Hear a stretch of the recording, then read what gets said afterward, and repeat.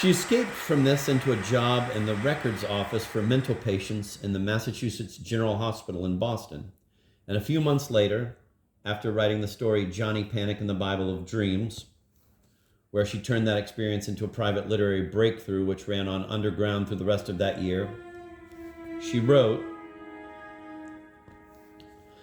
"It is the hate, the paralyzing fear that gets in my way and stops me. Once that is worked clear of, I will flow. My life may at last get into my writing, as it did in the Johnny Panic story." What that story had actually done was tap the molten source of her poetry, as none of her poems up to then had. She found that source again 9 or 10 months later in the poem printed at the end of her collection, The Colossus, entitled Poem for a Birthday, where the voice of Ariel first makes itself heard.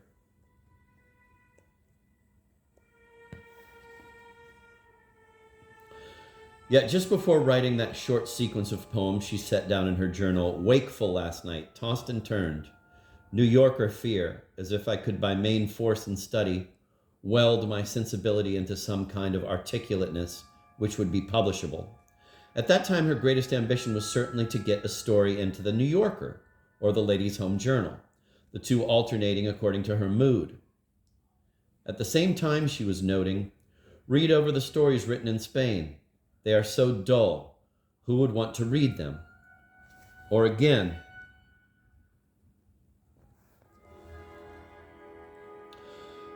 "My shadow story reads mighty thin, mighty pale, and still sick on waking and will be until the story is more interesting than my self-musings." While everywhere there are references to her paralysis, her desperation, and even her despair when she confronts the story in progress. It is strange that she was so much more patient with her poems. She would sit down to compose poetry in a fever, like an addicted gambler. Yet afterward, she would ponder over and correct the results that disappointed her. Resigned, wistful, but loyal, even material. Her story writing, on the other hand, always took place in an atmosphere of locked combat. Here, her intense ambition had clearly met something equal but opposite. If a story is inevitably a fantasy, and if every fantasy leads eventually to the heart of the labyrinth,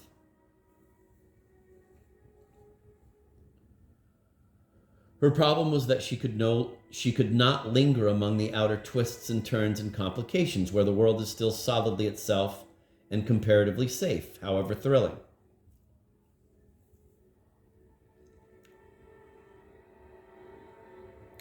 She had an instant special pass to the center and no choice but to use it. She could no more make up an objective, ingenious narrative than she could connect up all the letters in her handwriting, where nearly every symbol seems to sit perched over a gulf. This lightning pass through all the walls of the maze was her real genius. Instant confrontation with the most central, unacceptable things. So her dogged, year in, year out effort to write conventional fiction in the hope of preparing herself to make a livelihood was like a persistent refusal of her genius. In September of '59, she wrote in her journal, "Disgust with the 17-page story I just finished. A stiff, artificial piece about a man killed by a bear. Ostensibly because his wife willed it to happen, but none of the deep emotional undercurrents gone into or developed. As if little hygienic trapdoors shut out the seethe and deep-grounded swell of my experience. Putting up pretty artificial statues. I just can't get outside myself. Even in the tattoo story, I did better." It was only when she gave up that effort to get outside herself and finally accepted the fact that her painful subjectivity was her real theme, and that the plunge into herself was her only real direction, and that poetic strategies were her only real means, that she suddenly found herself in full possession of her genius, with all the special skills that had developed as if by biological necessity, to deal with those unique inner conditions. Nevertheless, her stories are much more interesting than she thought. They seem livelier now in some ways than they did when she wrote them. and their vitality comes from the very thing she was always striving to escape. The themes she found engaging enough to excite her concentration all turn out to be episodes from her own life. They are all autobiography. They have the vitality of her personal participation, her subjectivity, and all are circling the flames which the poetry, encouraged by Johnny Panic and the Bell Jar, eventually jumped into. Typically, they begin like some objectively detailed event described in her later journals, and they tend to go on in the same way. Among the stories she scrapped were quite a few that never managed to make that artful turn off the rails of observed fact into the adventure of imagined fiction.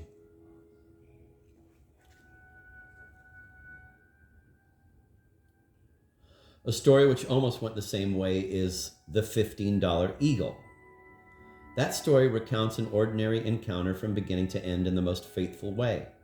And perhaps finally, it isn't a story. But it is a real image, something uniquely Plathian, an authentic lump of her dream life.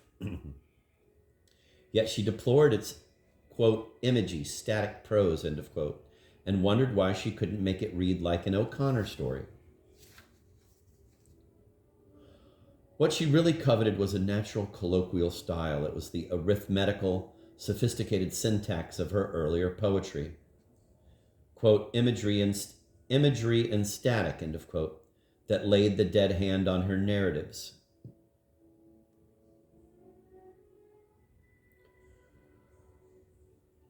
I'm going to reread that. What she really coveted was a natural colloquial style. It was the arithmetical, sophisticated syntax of her earlier poetry, imagery and static, that laid the dead hand on her narratives.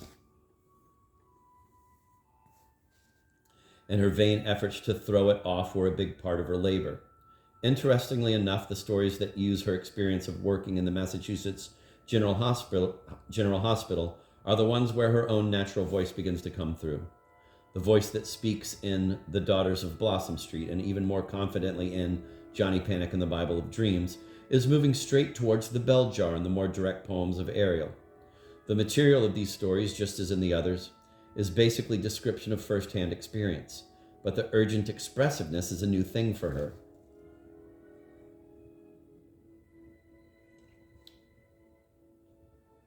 The change in her fluency and narrative skill is noticeable. After finishing Johnny Panic in December 1958, she wrote, quote, it's so queer and quite slangy that I think it may have a chance somewhere. We'll send it out 10 times before I get sorry. By then I should have 2 or 3 more stories, end of quote. She wasn't able to hang on to her new freedom. She relapsed to a series of attempts in her old manner. The $15 Eagle, the 59th Bear, and several total failures, before she launched herself into the Bell Jar in 1960.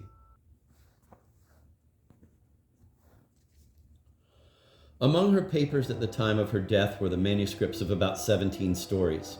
These included those of her stories she wanted to keep, plus others written during her last 2 years in England.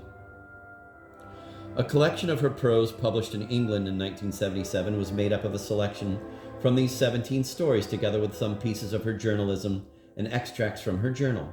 At that time, as editor, I had to assume that she had either lost or destroyed as failures all the other stories I remembered her having written. Just as that collection was being published, however, a large quantity of Sylvia Plath's papers emerged in the Lilly Library at Indiana University, acquired by the library from Mrs. Aurelia Plath, the writer's mother, and among these were the typescripts of over 50 stories, dating from her first attempts at writing up to roughly 1960, though most of them very early work. Apart from duplicates of a few of those she had kept by her, these were all stories that she had failed to publish and eventually rejected.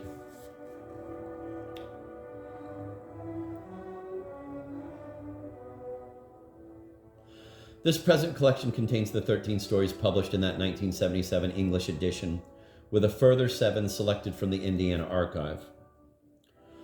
Interspersed among the stories are 5 of her more interesting pieces of journalism and a few fragments from her journal.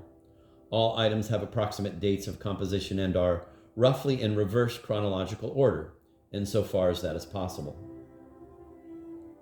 Sylvia Plath herself had certainly rejected several of the stories here, so they are printed against her better judgment. That must be taken into account.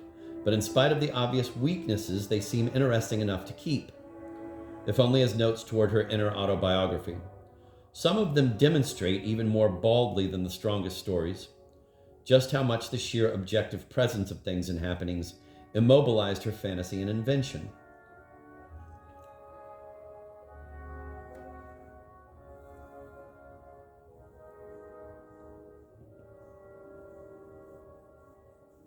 The still life graphic artist in her was loyal to objects. Nothing refreshed her more than sitting for hours in front of some intricate pile of things, laboriously delineating each one. But that was also a helplessness. The blunt fact killed any power or inclination to rearrange it or see it differently. This limitation to actual circumstances, which is the prison of so much of her prose, became part of the solidity and truth of her later poems. In 1960, she tried her hand at stories for the more sentimental English women's magazines. And with these, she managed a slightly freer range of invention. One of them, Day of Success, is included here as an example of her efforts at pastiche. But even here, one can feel the rigidity of the objective situation elbowing the life out of the narrative.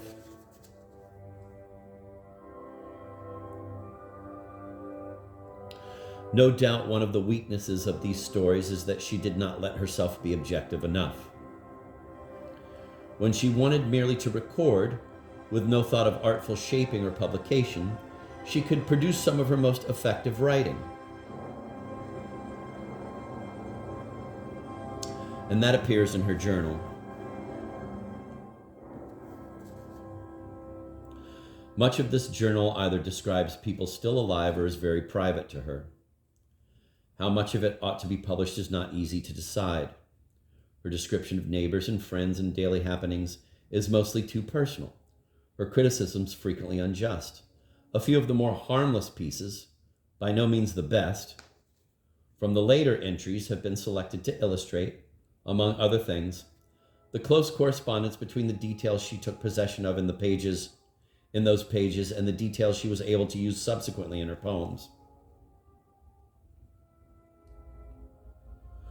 I'm going to reread that last sentence. A few of the more harmless pieces, by no means the best, from the later entries have been selected to illustrate, among other things, the close correspondence between the details she took possession of in those pages and the details she was able to use subsequently in her poems. The piece about Charlie Pollard is a loose prose draft of The Bee Meeting. The coolness and economy of her observation is something to note. But nearly all the poem's essential details are there. The beginnings of her interpretation and the mood, even the eerie movement of some of the phrases. And Rose and Percy B is in effect a draft for the death and funeral in Burke Plage, while Among the Narcissi takes a phrase or two from it.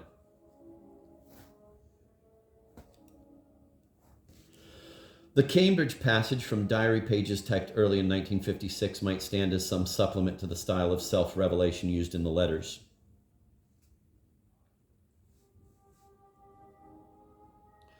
Though less naked than some of her poems, this piece gives an idea of the state of mind behind what she was writing just before the first of the poems of her collection, The Colossus. The logical thing, no doubt, would be to publish this more private side of her journal complete. It seems probable that her real creation was her own image, so that all her writings appear like notes and jottings directing attention towards that central problem, herself.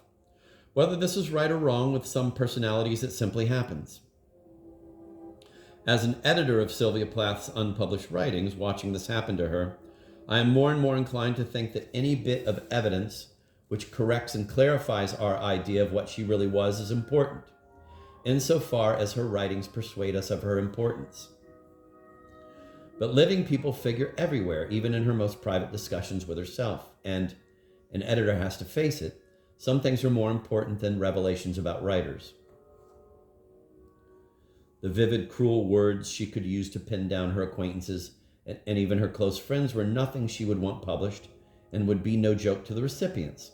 Still less so now that she is internationally famous and admired for her gift of phrase.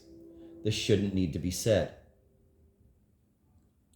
Except for 4 small deletions of a few words, these journal passages are complete in themselves. In her journals, as a form of typed shorthand, Sylvia Plath occasionally referred to people by their initials. This practice has been extended here on occasion for obvious reasons. Reading this collection, it should be remembered that her reputation rests on the poems of her last 6 months. Nearly all the prose brought together here was written before her first collection of poems, The Colossus, was completed 3 years before her death. The only bits of prose written during the time of the Ariel poems are the 3 brief journalistic pieces, America, America, Snow Blitz, and Ocean 1212W.